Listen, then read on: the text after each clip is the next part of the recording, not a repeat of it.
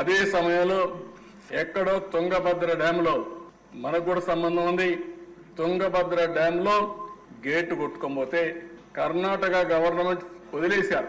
ఇంక ఈ గేట్ మనం ఏం చేయలేమని వదిలిపెడితే నా పేరు 1 సంవత్సరం అవుతుందంటే నా నోటీస్కి వస్తానే నేను మొట్టమొదటి ఫోన్ చేసింది రామానాయుడికి, కేశవ్కి ఫోన్ చేసి మీరు ఏం చేస్తారో తెలియదు వెళ్ళమంటే ఇద్దరు వెళ్ళి కన్నయ్య నాయుడు ఒక ఆయన ఉన్నాడు గేట్లు పెట్టడం ఆయన expert consultant.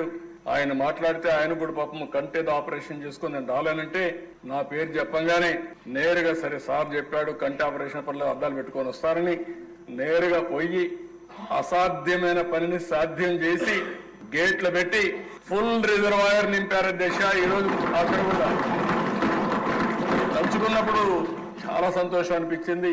మొన్నైతే Karnataka government Kannayya నాయుడికి అవార్డు ఇచ్చారు, సన్మానం చేశారు ఆ పని చేసిన దానికి.